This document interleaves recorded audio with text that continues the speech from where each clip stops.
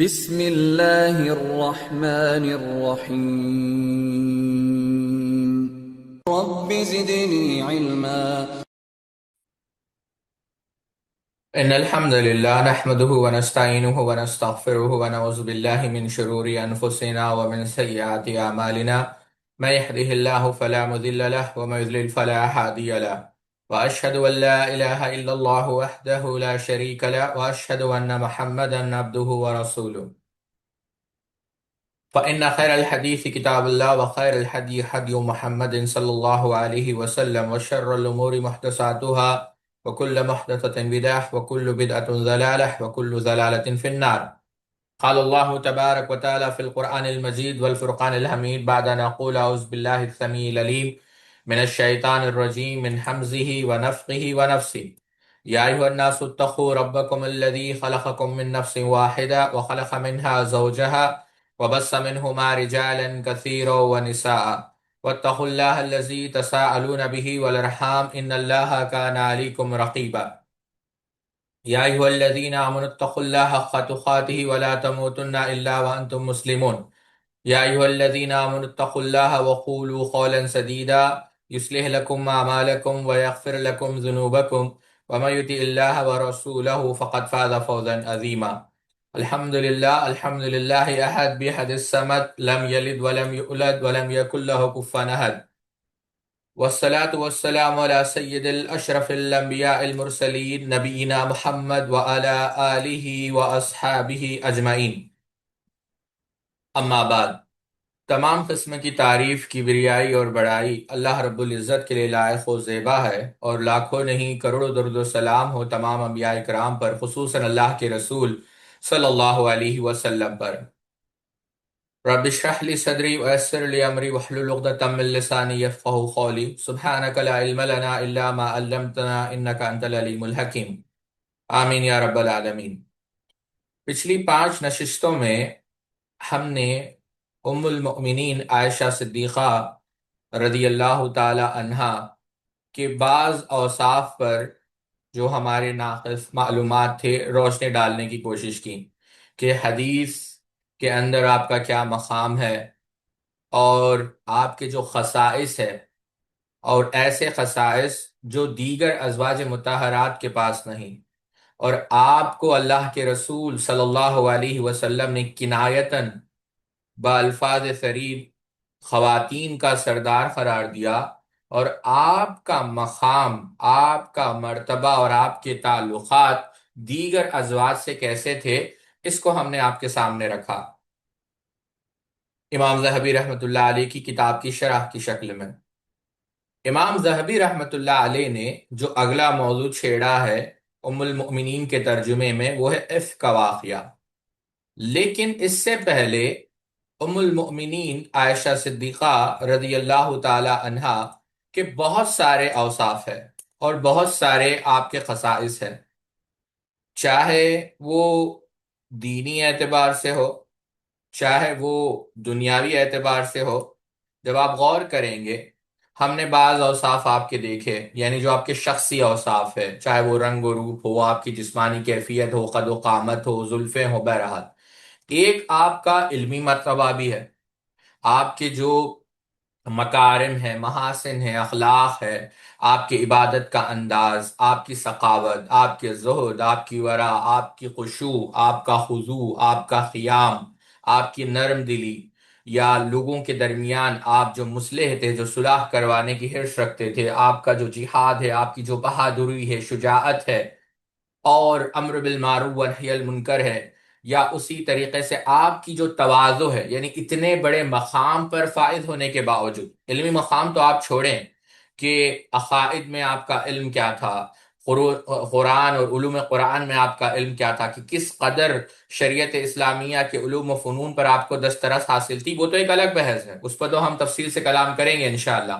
لیکن یہ جو اخلاق ہے، اس میں ایک صفت جو آپ کو تفصیل کے ساتھ سمجھنا ہے، اور آج کے دور میں بہت زیادہ تفصیل کے ساتھ، کیونکہ آپ دیکھیں بہت سال نہیں گزرے جو ملعون اور یعنی کیا کہتے ہیں، جو مرتد تھا، اور مرتد اللہ تعالیٰ جو ہے اس کو جہنم رسید کرے، وسیم رضوی، اس نے جو ہے اور بھی بہت سارے روافظ ہماری ماں کے اوپر خاص کر اس حیا کے پہلو سے جو ہے بعض نازیبہ الفاظ اور گستاخانہ عبارت جو ہے لکھتے ہیں اور بولتے چلے آ رہے ہیں۔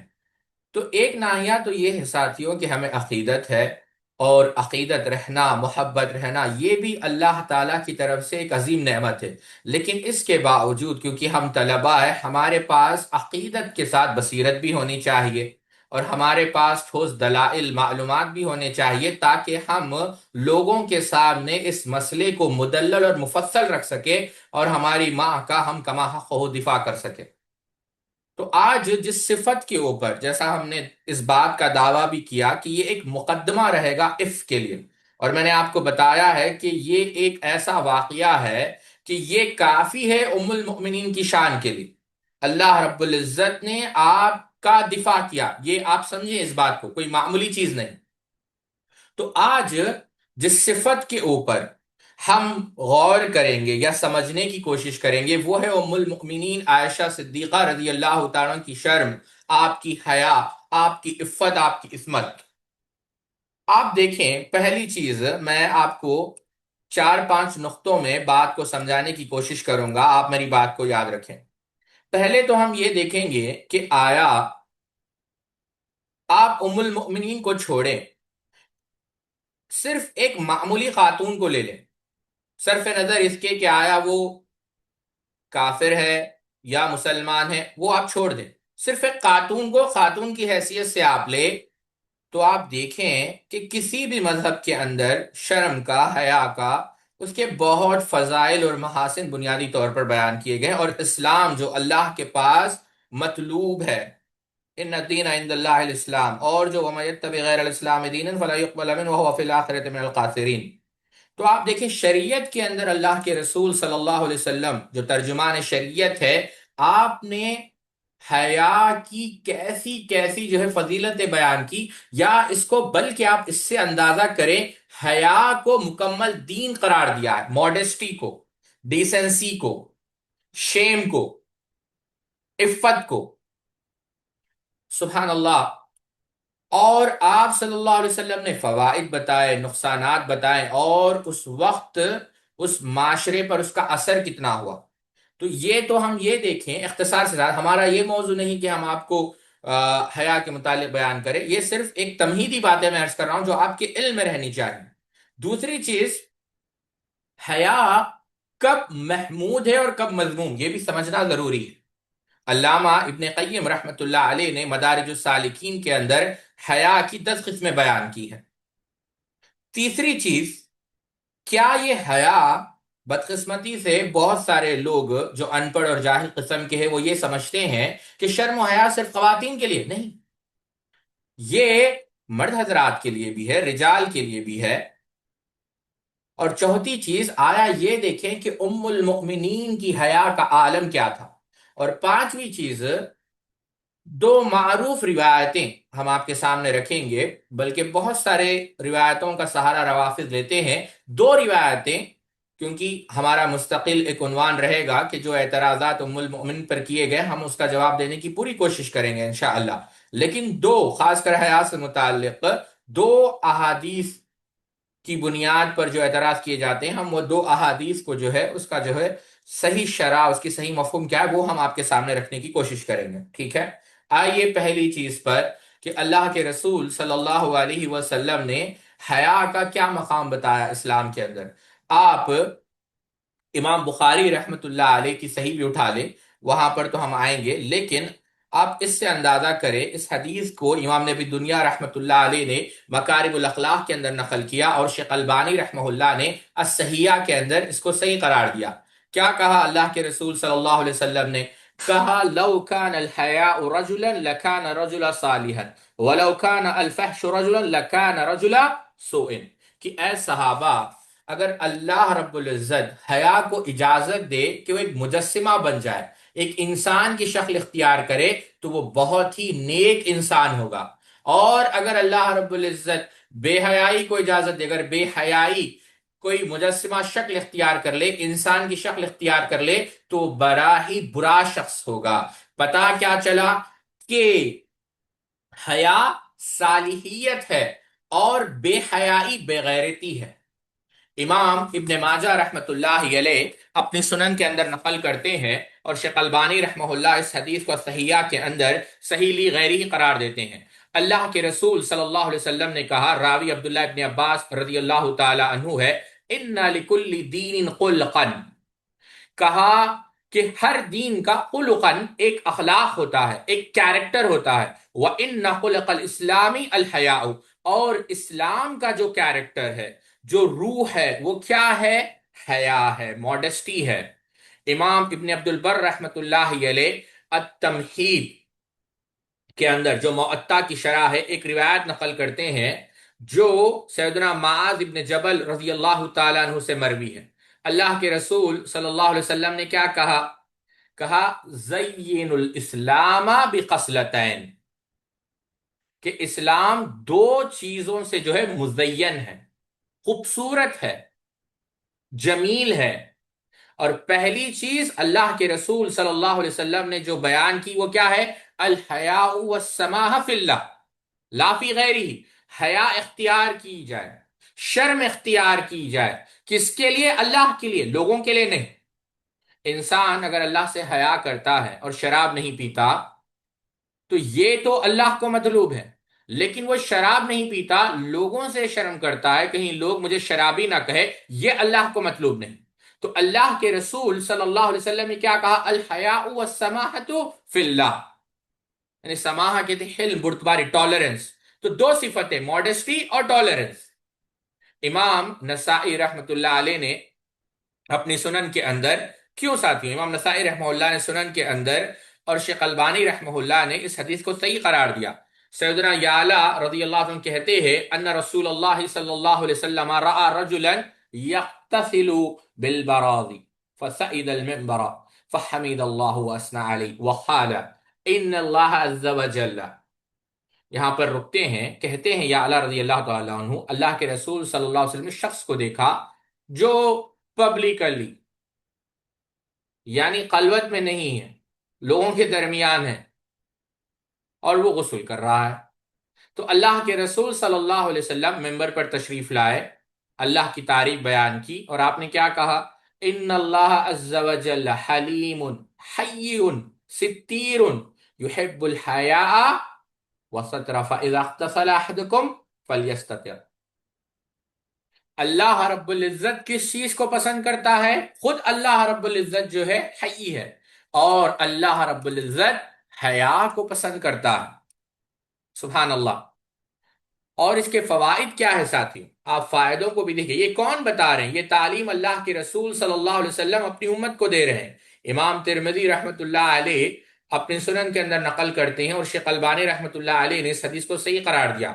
راوی سیدنا انس بن مالک رضی اللہ تعالیٰ عنہ ہے، کان الحیاء فی شیء الا زادہ، کہ اے صحابہ، حیا جس چیز کے اندر داخل ہو جائے اس چیز کے اندر خوبصورتی آ جاتی ہے، وہ چیز مزین ہو جاتی۔ امام بہقی رحمۃ اللہ علیہ نے اپنی سنن کے اندر ایک واقعہ نقل کیا، اور شیخ البانی نے صحیحہ کے اندر اس واقعے کو صحیح قرار دیا۔ اور اس واقعے کے راوی سیدنا خرہ ابن یاس رضی اللہ تعالیٰ عنہ، وہ کہتے ہیں کننا عند رسول اللہ صلی اللہ علیہ وسلم فذکر عنده الحیاء فقالوا یا رسول اللہ الحیاء من الدین، کہ ہم، قرہ ابن یاس کہتے ہیں کہ ہم اللہ کے رسول صلی اللہ علیہ وسلم کے ساتھ تھے، اور وہاں پر جو ہے شرم کا، حیا کا تذکرہ ہوا، اور ہم نے پوچھا اے اللہ کے رسول صلی اللہ علیہ وسلم، کیا یہ شرم و حیا دین کا حصہ ہے، یہ دین میں سے ہے؟ تو اللہ کے رسول صلی اللہ علیہ وسلم نے کہا فقال رسول اللہ صلی اللہ علیہ وسلم بل هو الدین کلہ، اللہ اکبر، آپ نے کہا نہیں، یہ تو پورا دین ہے، دین کا حصہ نہیں، پورا دین حیا ہے، شرم ہے۔ ثم قال رسول اللہ صلی اللہ علیہ وسلم ان الحیاء العفاف والعی، ای اللسان لا ای القلب والعمل من الایمان وانہن یزدنا فی الآخرة وینقصنا من الدنیا وما یزدنا فی الآخرة اکثر مما یزدنا فی الدنیا، او کما قال، کہ اے صحابہ، یہ جو حیا ہے یہ جو عافیت ہے، عفت ہے، زہد ہے، ورع ہے، اپنی زبان کو جو ہے قابو میں رکھنا ہے، یہ کیا ہے؟ یہ جو اعمال ہے یہ ایمان میں سے ہے۔ یاد رکھو، یہ جو حیا ہے تمہیں آخرت میں نفع دینے والی، ہو سکتا ہے کہ دنیا میں بسا اوقات تمہیں کچھ اس سے نقصان ہو، لیکن یاد رکھو جو آخرت میں فائدہ ہونے والا ہے، جو آخرت میں تم پانے والے ہو، اکثر مما یزیدنا فی الدنیا، جو دنیا میں جو تم نے کھویا ہے اس سے بہت بڑھ کر، اس سے بہت زیادہ ہوگا۔ یہ حیا کی فضیلت بیان کر رہے ہیں، فائدے بیان کر رہے ہیں اللہ کے رسول صلی اللہ علیہ وسلم۔ بلکہ امام ترمذی نے تو یہاں تک نقل کیا، راوی سیدنا ابو ہریرہ ہے، کہ اللہ کے رسول نے کہا الحیاء من الایمان والایمان فی الجنہ والبغض من الجفاء والجفاء فی النار۔ یہ حیا ایمان میں سے ہے اور آپ کو جنت میں داخل کرے گی، اور بے حیائی یہ کیا ہے؟ یہ جفا ہے، یہ بغاوت ہے، اور یہ آپ کو جہنم میں لے کر جائے گی۔ صحیح بخاری جو ہم نے پہلے ذکر کی، اللہ کے رسول، معروف حدیث ہے آپ جانتے ہیں، اللہ کے رسول نے کیا کہا؟ راوی سیدنا عمران ابن حسین ہے، الحیاء لا یاتی الا بخیر، کہ حیا صرف خیر ہی خیر لاتی، الحیاء خیر کلہ، یعنی ہر چیز جو ہے اس کی خیر ہے۔ اور اگر بے حیائی کی طرف انسان چلے جائے تو اس کے نقصانات بہت زیادہ ہیں۔ شیخ البانی نے صحیحہ کے اندر امام بہقی کی سنن الکبریٰ سے ایک روایت نقل کی ہے، جس کے راوی ہے ابو اذینہ، ابو اذینہ رضی اللہ تعالیٰ عنہ۔ وہ کہتے ہیں کہ اللہ کے رسول صلی اللہ علیہ وسلم نے خواتین کا ذکر کیا، ان کی فضیلتیں بیان کی کہ سب سے خیر والی خواتین، اور جب ان خواتین کا ذکر آیا جو کیا ہے، وَشَرُّ نِسَائِكُمْ، جو سب سے بدترین ہے، وہ کن خواتین کا ذکر کیا اللہ کے رسول صلی اللہ علیہ وسلم نے؟ وہ خواتین المتبرجات، اور تفصیل ہے آپ جانتے ہیں۔ یعنی پھر ذکر کر کر کیا کہا کہ یہ جن کے اندر بے حیائی پائی جائے، اللہ رب العزت ان کو کس سے محروم کر دیتا ہے؟ بہت ساری روایتیں آپ معروف ہے، جانتے ہیں، اللہ رب العزت ان کو جنت سے محروم کر دیتا ہے۔ اور امام ترمذی نے یہاں تک نقل کیا والبذاء والبیان شعبتان من النفاق، یہ بے حیائی منافق کے پاس نفاق کی علامت ہے، مومن کی علامت نہیں۔ اور جب یہ آپ دیکھیں اس کی وجہ سے کیسا معاشرہ وجود میں آیا ساتھی، سبحان اللہ۔ امام آپ صرف بخاری کو اٹھا کر دیکھیں، ام المؤمنین ہماری اور آپ کی ماں سیدہ عائشہ رضی اللہ عنہ کہتی ہیں ان النساء المؤمنات كن يصلين صبح مع النبی صلی اللہ علیہ وسلم، کہ صحابیات فجر کی نماز پڑھتی اللہ کے رسول صلی اللہ علیہ وسلم کے ساتھ، ثم یرجینا، اور پھر اس کے بعد کہاں چلے جاتی؟ اپنے گھروں کو چلے جاتی، اور جب جاتی لا یعرفہن احد، یعنی اپنے جو ہے کیا کہتے ہیں چادر میں جو ہے وہ، یعنی اس کو اٹھا کر جو ہے اس کو جو ہے ایک دم حجاب اور نقاب، یعنی پورا پردے کا پورا انتظام کر کر، اہتمام کر کر جب راستے سے گزرتی کوئی انہیں نہیں پہچانتا۔ یہ جو ہے عالم تھا صحابیات کا۔ یہاں پر ایک نقطہ یاد رکھے ساتھیوں، میں صرف ایک مثال دوں گا، آؤں گا علامہ ابن قیم رحمۃ اللہ علیہ کے اوپر، لیکن بات بھول نہ جاؤں اس لیے میں عرض کر رہا ہوں۔ حیا بسا اوقات مذموم ہے، ایسا نہیں ہونا چاہیے کہ حیا آپ کو روک دے۔ ایک مثال میں دیتا ہوں علامہ ابن قیم کی بحث پر آنے سے پہلے، آپ صحیح مسلم کی اس حدیث کو رکھے جس کو امام مسلم نے کتاب الحیض میں نقل کیا، جس کے راوی صفیہ بنت شیبہ، وہ کہتی ہے قالت عائشہ رضی اللہ عنہا نعم النساء نساء الانصار لم يكن يمنعهن الحیاء ان يتفقهن في الدین، کہ کتنے ہی بہترین خواتین ہیں انصار کی خواتین، کیوں؟ کیونکہ ان کی حیا دین کو سمجھنے سے انہیں نہیں روکتی۔ ایک اور روایت میں کیا الفاظ آتے ہیں؟ لم یکن یمنعهن الحیاء ان یسألن عن الدین، کہ ان کی حیا انہیں روکتی نہیں کہ وہ سوال کریں، دین کو سمجھنے کی کوشش کریں۔ تو یہ بات آپ یاد رکھیں۔ اچھا، ایک تو ہے اللہ کے رسول صلی اللہ علیہ وسلم، دین کے اندر حیا کا مقام اللہ کے رسول نے کیسے، یہ صرف میں آپ کو چند باتیں رکھ رہا ہوں، اگر آپ کتابیں اٹھا کر دیکھیں گے اہل علم نے انبار یعنی دریا بہا دیے ہیں اس موضوع پر کہ دین کے اندر حیا کا مقام کیا ہے۔ یہ تو پہلا نقطہ ہے۔ دوسرا نقطہ جو آپ لوگوں کو سمجھنا ہے وہ یہ، کیا یہ صرف خواتین کے ساتھ خاص ہے؟ نہیں ساتھی، آپ امام ترمذی رحمہ اللہ کی سنن اٹھا کر دیکھیں، سیدنا ابو ایوب انصاری رضی اللہ عنہ بیان کرتے ہیں اللہ کے رسول صلی اللہ علیہ وسلم نے کیا کہا، اربع من سنن المرسلین، کہ چار چیزیں انبیاء علیہ الصلوۃ والسلام کی سنن ہیں، الحیاء والتعطر والسواک والنکاح۔ پہلی چیز جو بیان کی وہ حیا ہے، پھر عطر خوشبو اور مسواک اور نکاح۔ اور خود آپ دیکھیں جو یہ بیان کر رہے ہیں اللہ کے رسول امام المتقین شافی محشر صلی اللہ علیہ وسلم، ان کی حیا کا عالم کیا تھا؟ امام بخاری صحیح بخاری میں نقل کرتے ہیں، راوی سیدنا ابو سعید خدری رضی اللہ تعالیٰ عنہ کتاب الادب کے اندر، کہ اللہ کے رسول کہتے ہیں قال کان النبی صلی اللہ علیہ وسلم اشد حیاء من الاذراء، یعنی جو ایک کنواری لڑکی ہے اس سے بھی زیادہ جو ہے آپ صلی اللہ علیہ وسلم جو ہے اس سے بھی زیادہ باحیا تھے۔ امام ترمذی رحمۃ اللہ علیہ اپنی سنن کے اندر کتاب الادب میں نقل کرتے ہیں اور شیخ البانی نے اس روایت کو حسن قرار دیا ہے۔ معاویہ ابن حیدہ رضی اللہ تعالیٰ عنہ ایک صحابی ہیں، وہ اللہ کے رسول صلی اللہ علیہ وسلم سے پوچھتے ہیں قلت یا نبی اللہ اوراتنا ما نات منها وما نظر، کہ اے اللہ کے رسول صلی اللہ علیہ وسلم اور یعنی کس چیز کو ڈھانپ، اس کے متعلق پوچھا گیا۔ تو اللہ کے رسول صلی اللہ علیہ وسلم نے کہا کہ ہاں آپ کیا کرو، اس کی حفاظت کرو، الا من زوجتی کا او ما ملکت یمینو کا، آپ کے جو شریک حیات ہے اور آپ کی جو لونڈی ہے۔ تو اس وقت سیدنا معاویہ نے ایک سوال کیا، آپ اس سوال پر غور کریں۔ کہا اے اللہ کے رسول صلی اللہ علیہ وسلم، اگر اذا کان احدنا خالیا، انسان اگر اکیلا ہو تو جب کیا؟ تو سبحان اللہ، آپ اللہ کے رسول کا جواب سنیں، اللہ کے رسول فاللہ احق ان یستحی منہ من الناس، کہ اللہ زیادہ حقدار ہے تمہاری شرم کا، تمہاری حیا کا لوگوں کے مقابلے میں۔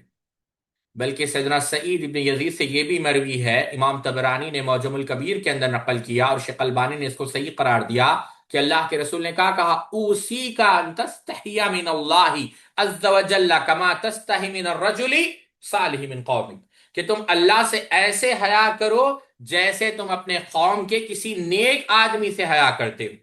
بلکہ اللہ کے رسول نے تاکید یہاں تک کی کہ جب تم بازار میں ہو، راستوں پر، تو راستوں پر رہو تو اس کا حق ادا کرو، اگر وہاں پر اگر تم بیٹھ رہے ہو تو اس کا حق ادا کرو۔ قالوا وما حق الطریق یا رسول اللہ، اللہ کے رسول یہ کہا راستوں پر بیٹھے تو حق کیسے ادا کریں؟ تو اللہ کے رسول نے کیا کہا؟ اللہ کے رسول صلی اللہ علیہ وسلم نے یہ کہا غض البصر، کہ اپنی نگاہ کو نیچی رکھو، یعنی یہ اللہ کے یعنی یہاں تک کہا کہ جب تم راستوں پر بھی ہو تو اس حیا کا جو ہے لحاظ رکھو۔ بلکہ امام نووی رحمہ اللہ نے شرح صحیح مسلم میں کہا وَكَذَلِكَ يَحْرُمُ عَلَى الرَّجُلِ النَّظْرُ إِلَى وَجْهِ الْأَمْرَدِ، غور کریں آپ کی شریعت میں اس کا مقام کیا ہے، کہ انسان کے لیے حرام ہے کہ وہ ایک ایسے نوجوان کو دیکھے جس کی داڑھی نہ آئے، کیونکہ فتنے کا ڈر ہے۔ اتنی جو ہے سبحان اللہ تاکید شریعت کے اندر موجود ہے حیا کو لے کر۔ بلکہ آپ دیکھیں اللہ کے رسول صلی اللہ علیہ وسلم نے کس صحابی کے متعلق جو ہے بیان کیا کہ سب سے جو ہے حیادار ہے، جس سے فرشتے بھی حیا کرتے ہیں۔ اللہ کے رسول صلی اللہ علیہ وسلم نے کیا کہا اسی حدیث میں؟ امام ابن عساکر نے تاریخ دمشق کے اندر الحیاء من الایمان وحیاء امتی عثمان، کہ میری امت میں سب سے زیادہ حیا کرنے والے کون ہیں؟ عثمان۔ اور آپ سلف کو دیکھیں سبحان اللہ، میں مثالیں آپ کو دیتا ہوں، یہ صرف خواتین کے لیے نہیں ہے۔ امام ذہبی رحمہ اللہ سیر اعلام النبلاء کے اندر لکھتے ہیں کہ سیدنا ابو موسیٰ الاشعری رضی اللہ عنہ جب سوتے تھے تو وہ اپنے اوپر جو ہے کپڑے ڈالتے تھے تاکہ جو ہے کچھ نہ دکھے، یعنی اللہ سے حیا کر رہے ہیں۔ عبداللہ ابن عباس رضی اللہ تعالی عنہ جب غسل خانے میں بھی داخل ہوتے تو کپڑوں کو لے کر داخل ہوتے اور کہتے کہ مجھے اللہ سے حیا آتی ہے۔ غور کریں آپ، ہشام ابن عمار رحمت اللہ علیہ کا یہی حال ہے۔ امام ذہبی رحمت اللہ علیہ امام حمیدی کا ایک واقعہ نقل کرتے ہیں، کہتے ہیں کہ ابو بکر ابن مأمون ایک دفعہ امام حمیدی کے پاس آئے اور ابو بکر ابن مأمون نے یہ سمجھا کہ امام حمیدی رحمہ اللہ نے اجازت دے دی۔ اللہ اکبر کبیرہ، غور کریں آپ کہ اسلاف کی حیا کا عالم کیا ہے۔ اور امام حمیدی رحمت اللہ علیہ نے اجازت نہیں دی تھی، تو ابو بکر ابن میمون داخل ہوئے، اور جب وہ داخل ہوئے تو امام حمیدی رحمہ اللہ کی جو ران ہے، جو تھائی ہے، وہ انہوں نے دیکھ لی، وہ ظاہر ہو گئی۔ اللہ اکبر! امام ذہبی سیر اعلام النبلاء جلد نمبر 19 آپ اٹھا کر دیکھیں، رونے لگے۔ ابو بکر ابن میمون نے پوچھا کہ آپ رو کیوں رہے؟ کہا کہ اللہ کی قسم، جب سے میں نے ہوش سنبھالا ہے، شعور سنبھالا ہے، اس حصے کو کسی نے نہیں دیکھا، تم نے دیکھا ہے، میں اپنی عفت کی، عصمت کی ایسی حفاظت کرتا ہوں۔ امام محمد بن یحییٰ زہلی رحمہ اللہ وہ بیان کرتے ہیں کہ ابو العباس الازہری نے بیان کیا، یعنی ان کے متعلق ابو العباس ازہری بیان کرتے ہیں کس کے متعلق؟ محمد بن یحییٰ زہلی رحمہ اللہ کے متعلق، کہ جب وہ کہتے ہیں، یہ کون ہے ابو العباس؟ پہلے اس کو سمجھیں، یہ خادم ہیں، غلام ہیں محمد ابن یحییٰ زہلی کے۔ کہتے ہیں کہ میں نے 30 سال ان کی خدمت کی، 30 سال میں نے ان کی خدمت کی، لیکن کبھی میں نے ان کے پیر کو نہیں دیکھا۔ یہ بات ابو العباس حضرت کہتے ہیں، حالانکہ میں غلام ہوں، اور آگے آئے گا مسئلہ کہ غلام جو ہے، غلام اور جو مالک ہوتا ہے، غلام اور جو سید ہوتا ہے، اس میں پردہ نہیں ہوتا، لیکن کہتے ہیں کہ میں نے کبھی دیکھا نہیں۔ آپ امام بخاری رحمت اللہ علیہ کو خود لے لیں، محمد ابن ابی حاتم کہتے ہیں کہ ہمارے بعض ساتھیوں نے ہم سے کہا کہ ہم محمد بن سالم کے گھر میں تھے، اور اس وقت محمد ابن اسماعیل البخاری آئے،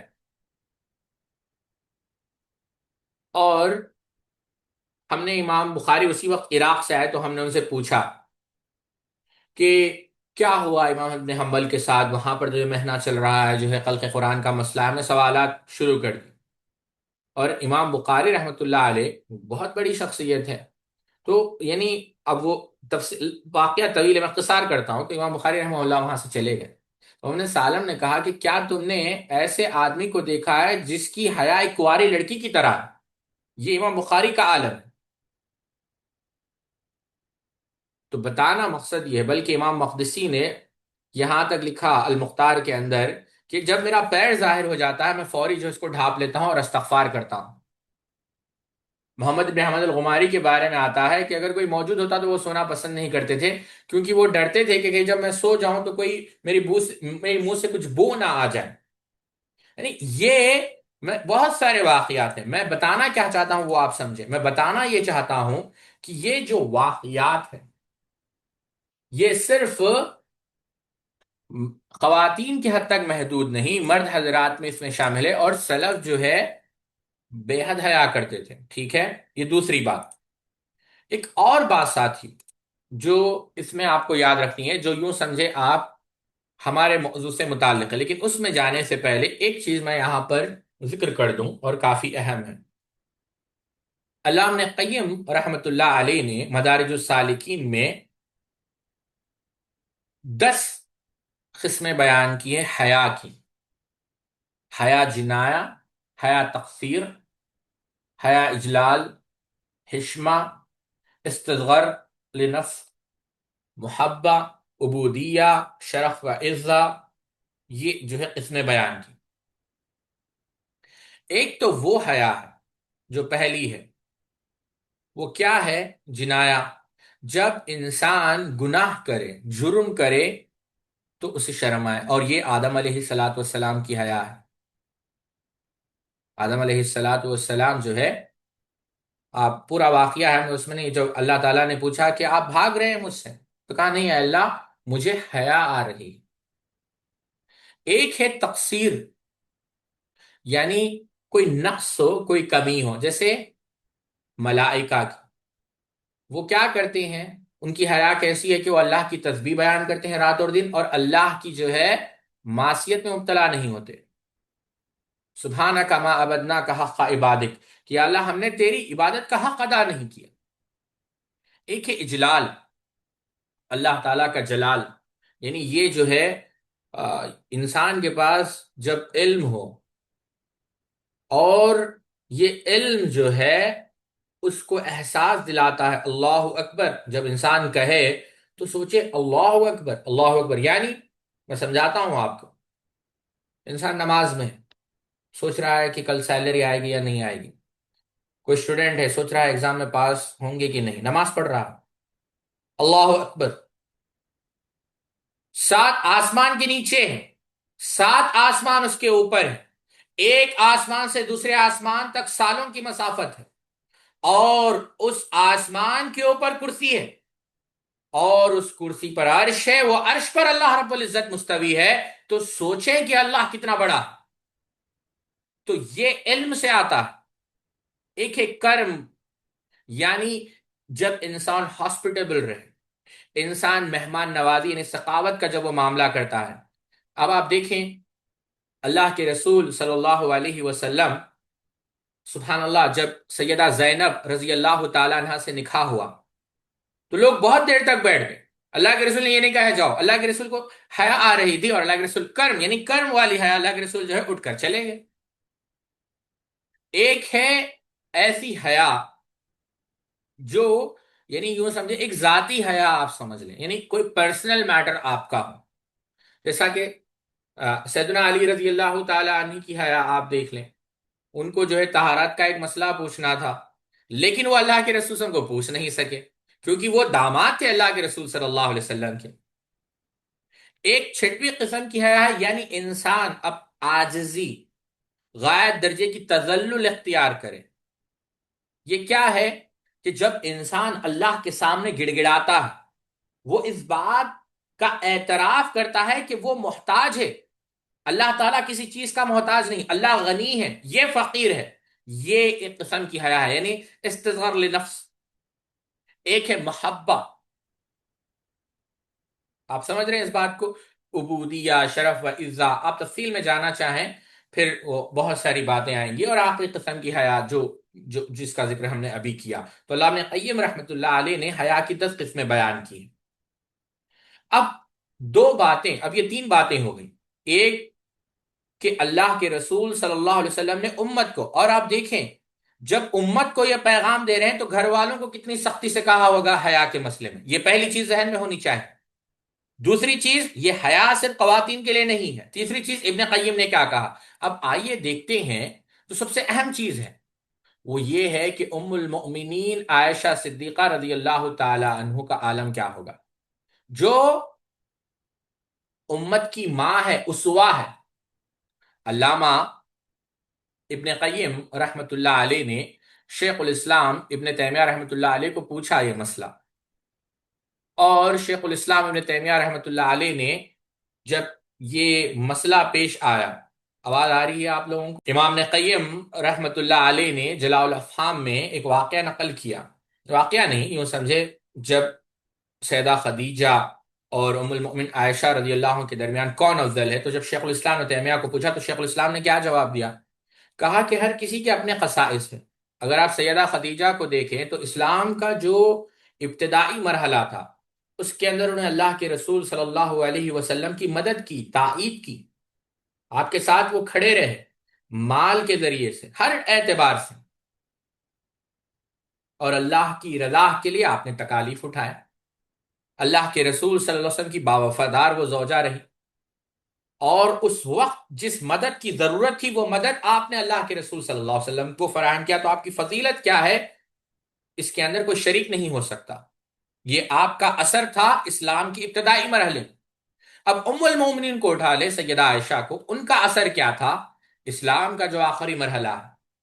ان کی جو فضیلت ہے، دین کے اندر جو تفقہ ہے، اس کی نشر و اشاعت کے لیے جو صلاحیت مطلوب ہے، اپنے بچوں کو یعنی امت کے بیٹوں اور بیٹیوں کو نفع پہنچانے کے لیے جن روایتوں کو نقل کیا ام المؤمنین نے، یہ ایک ایسی فضیلت ہے جس میں ان کے ساتھ اور کوئی شریک نہیں. تو ان کی اپنی فضیلت ہے اور ان کی اپنی فضیلت ہے، علامہ ابن قیم رحمہ اللہ نے بیان کیا. تو آپ دیکھیں ان کا عالم کیا ہوگا پھر، جب عام لوگوں کا عالم یہ عام صحابیت کا عالم ہے. اسی وجہ سے کسی شاعر نے کبھی کیا خوب کہا، جب کبھی غیرت ایمانی کا سوال آتا ہے بنت صدیق تیرا خیال آتا ہے. اب آپ دیکھیں ازواج مطہرات کے ساتھ کیا معاملہ تھا. امام ترمذی رحمۃ اللہ علیہ نے اپنی سنن کے اندر نقل کیا، اور اس کے راوی ام سلمہ ہے رضی اللہ تعالیٰ، کہتے ہیں قالت بین نحن عند رسول اللہ صلی اللہ علیہ وسلم اقبل ابن ام مکتوم فدخل علیہ وذلك بعد ما امرنا بالحجاب فقال رسول اللہ صلی اللہ علیہ وسلم، آپ ہم نے کیا کہا، جبنا منہ کہ تم ان سے حجاب کرو. معذرت میں ترجمہ کرنا بھول گیا. ام سلمہ رضی اللہ عنہ کہتے ہیں کہ ہم اللہ کے رسول صلی اللہ علیہ وسلم کے ساتھ تھے تو ابن ام مکتوم نے اجازت مانگی. اور یہ ابن مکتوم کون ہے؟ ابن ام مکتوم یہ نابینا ہے، ہی واز بلائنڈ. تو آپ سب نے کہا کہ تم حجاب کرو، پردہ کرو. تو ام سلمہ رضی اللہ عنہ نے کہا یا رسول اللہ الیس هو اعمی لا یبصرون ولا یعرفون، اے اللہ کے رسول صلی اللہ علیہ وسلم کیا یہ نابینا نہیں، نہ ہمیں دیکھ سکتے ہیں نہ ہمیں پہچان سکتے ہیں؟ تو آپ صلی اللہ علیہ وسلم نے کیا کہا؟ کہا افا امیوانی انتما الستما تبصرانی، کیا تم اندھے ہو؟ تم تو دیکھ سکتے ہو. سبحان اللہ. امام ابو داؤد رحمت اللہ علیہ نے سنن ابو داؤد میں لکھا ہے کہ یہ خاصہ تھا ازواج مطہرات کا، هذا الازواج النبی صلی اللہ علیہ وسلم خاصہ. ٹھیک ہے، تو یہ ازواج مطہرات کا عالم. ام المؤمنین عائشہ صدیقہ رضی اللہ عنہ کے حیا کے متعلق کیا کہنا؟ آپ بہت ساری روایتیں آپ لوگ بار بار سنتے ہوں گے، لیکن اس پر کبھی آپ لوگوں نے نظر نہیں دوڑائی. میں ایک مثال آپ کو دیتا ہوں. قیامت کا دن ہے، اس دن لوگ جمع کیے جائیں گے، اس دن کا تذکرہ ہو رہا ہے. تو ام المؤمنین، سبحان اللہ، غور کریں، لوگ اس ناحیے سے سوچتے نہیں. ام المؤمنین عائشہ صدیقہ رضی اللہ عنہ کے حیا کا عالم یہ ہے کہ اس دن کے متعلق بھی یہ پوچھا اے اللہ کے رسول صلی اللہ علیہ وسلم پردے کا مسئلہ کیسے ہے؟ پھر سبحان اللہ، دیکھیں آپ اس بات کو سمجھیں. اللہ کے رسول صلی اللہ علیہ وسلم کہہ رہے ہیں تحشرون حفاتا عراتا غرلا، کہ قیامت کے دن لوگ اٹھائے جائیں گے، ننگے اٹھائے جائیں گے، چپل نہیں ہوں گے. تو ام المومنین نے پہلا سوال کیا کیا؟ قالت عائشہ فقلت یا رسول اللہ الرجال والنساء ينظروا بعضهم الى بعض، اللہ کے رسول صلی اللہ علیہ وسلم کیا مرد اور عورت نہیں دیکھیں گے؟ تو آپ صلی اللہ علیہ وسلم نے کیا کہا؟ دیکھیں آپ، اس سے پتہ چلتا ہے کہ انسان کی شخصیت کے اندر حیا، عصمت، عفت کتنی کوٹ کوٹ کر بھری پڑی ہے کہ پہلا سوال اس چیز کا رہا ہے کہ حیا، پردہ، حجاب، یہ ام المؤمنین کی عظمت ہے. فقال الامر اشد، پھر اللہ کے رسول صلی اللہ علیہ وسلم نے کہا کہ مسئلہ الگ ہوگا، یعنی لوگ جو ہے نفس نفسی کے عالم میں ہوں گے. یہ ام المؤمنین کا جو ہے مقام ہے. بس مثال میں آپ کو دے رہا ہوں. ایک اور مثال لیں آپ، جس کو امام بخاری رحمت اللہ علیہ، بہت سارے لوگ سمجھتے نہیں کہ ام المؤمنین روایتیں بیان کر رہی ہے. آئیے دیکھیں، امام بخاری رحمت اللہ علیہ، ان کی ایک کتاب ہے تاریخ الکبیر، اس کے اندر نقل کرتے ہیں عبداللہ ابو الصحبہ الباہلی رحمہ اللہ کا قول. کہتے ہیں عبداللہ ابو الصحبہ الباہلی کہ ام المؤمن روایتیں بیان کرتی جامع مسجد میں، اور میں نے اس پردے کو دیکھا ہے، اس سطر کو دیکھا ہے جہاں پر وہ لوگوں سے بیان کرتی، لیکن لوگ اور ان کے درمیان ایک پردہ ہوتا اور وہاں سے سوال کیے جاتے اور وہ اس کا جواب دیتی. ابن حجر اسقلانی رحمت اللہ علیہ نے التلقیف الحبیر فی تخریج الحدیث الرفع الکبیر کے اندر نقل کیا کہ ام المؤمنین عائشہ صدیقہ رضی اللہ تعالی عنہ ان عائشہ انہ تجبت من اعما، کہ وہ ایک اندھے شخص سے بھی پردہ کرتی. تو ان سے کہا گیا فقیل له انہ لا ينظر الیک، وہ تو آپ کو نہیں دیکھ سکتا. قالت لکنی انظر الیہ، میں تو اس کو دیکھ سکتی ہوں. ام المؤمنین عائشہ رضی اللہ تعالی عنہ کی حیا کا عالم یہ تھا. امام نبی شیبہ رحمت اللہ علیہ اپنی مصنف میں نقل کرتے ہیں، کہتے ہیں عن ابن سیرین عن عائشہ انہا کانت تقول للنساء، وہ عورتوں سے کہتی، خواتین سے کہتی لا تصفننی لازواجکن، کہ تم اپنے جو شوہر ہے ان کے اوصاف یا ان کا ذکر میرے سامنے مت کرو.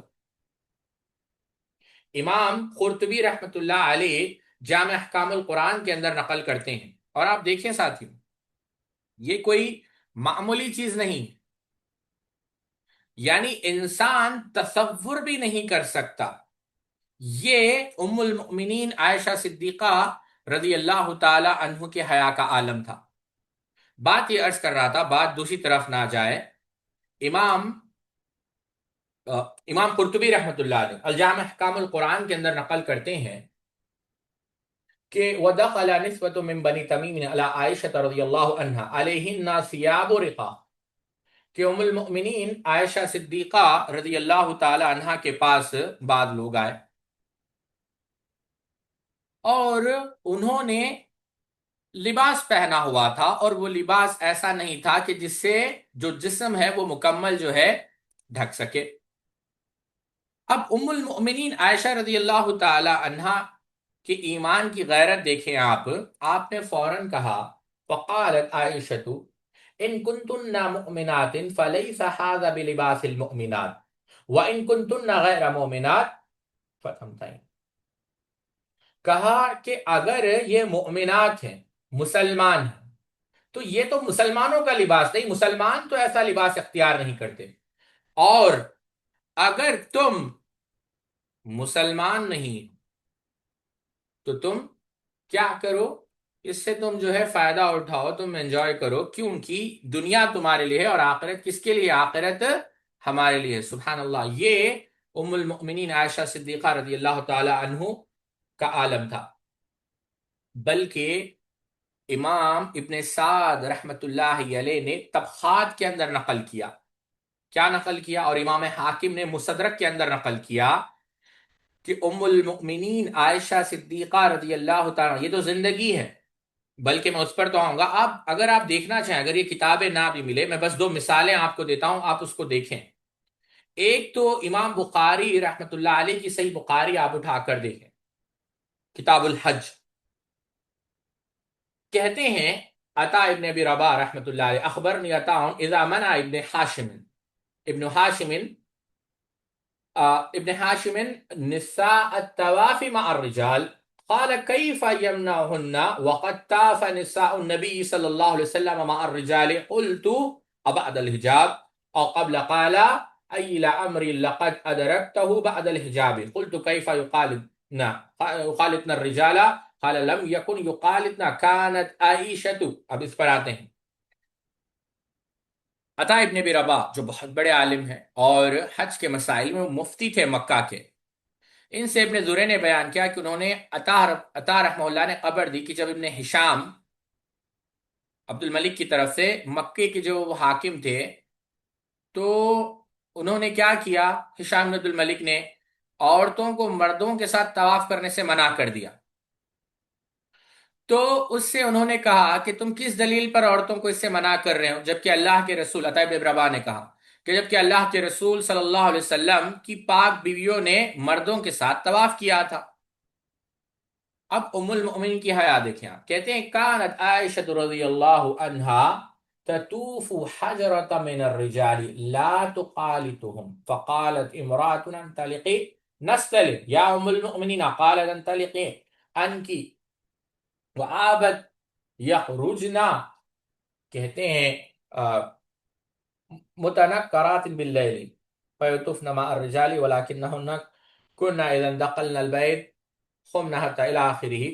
کہتے ہیں ام المؤمنین عائشہ صدیقہ رضی اللہ تعالی عنہا کا عالم یہ تھا کہ وہ مردوں سے الگ رہ کر ایک الگ کونے میں طواف کرتی تھی، اور وہ مرد کونے صحابہ ہے ساتھ، یہ بھی یاد رکھیں، ان کے ساتھ مل کر نہیں کرتی تھی۔ ایک عورت نے ان سے کہا چلیں حجر اسود کو بوسہ دیتے ہیں، تو آپ نے انکار کر دیا، کہا تم جاؤ چومو، میں نہیں چومتی۔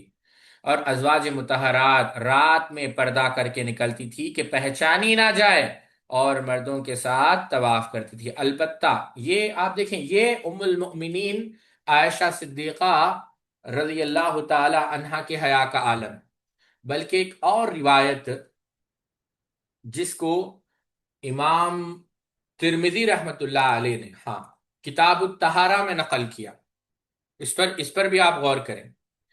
کہتے ہیں ام المؤمنین عائشہ صدیقہ، اور یہ جو بیان کرنے والے ہیں یہ کون ہے؟ معاذہ، معروف راویہ ہے، وہ بیان کرتی ہے کہ ان عائشہ قالت مرنا ازواجکن ان یستطیبوا بالماء، کہ تم اپنے شوہروں کو، اپنے ہسبینڈز کو جا کر کہو کہ وہ طہارت لے پانی سے۔ فَإِنِّي أَسْتَحْيِي، کہ مجھے شرم محسوس ہوتی ہے کہ میں کیا کروں، یہ بات بیان کروں. فَإِنَّ رسول اللہ صلی اللہ علیہ وسلم كَانَ يَفْعَلُهُ، کہ تم کیونکہ ان کی بیویاں ہو، اللہ کے رسول صلی اللہ علیہ وسلم کی میں سنت تم کو بیان کر رہی ہوں، لیکن مجھے شرم آتی ہے تم جا کر اپنے شوہروں سے یہ بات بیان کرو. یہ رضی اللہ تعالیٰ عنہ یہی وجہ ہے. بلکہ ایک اور دو باتیں رکھ کر میں اپنی بات کو سمیٹنے کی کوشش کروں گا، بات بڑھ رہی ہے.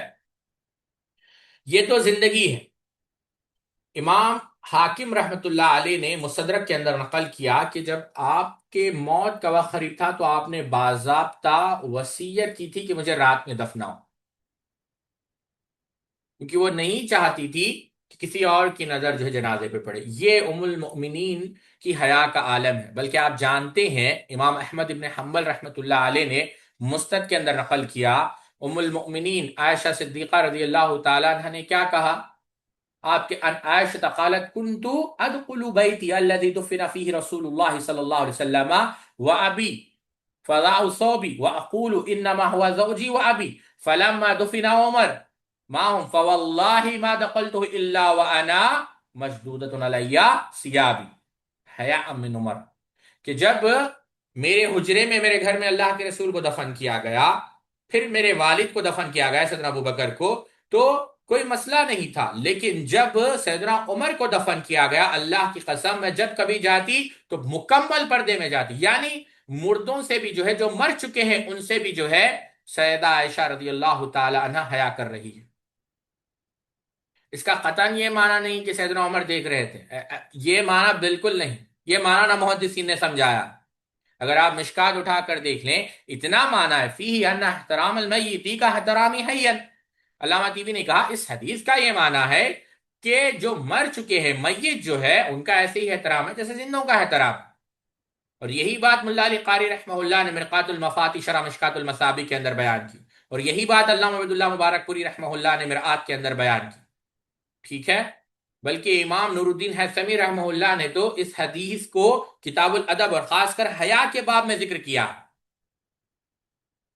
تو یہ ام المؤمنین کی حیا کا عالم تھا.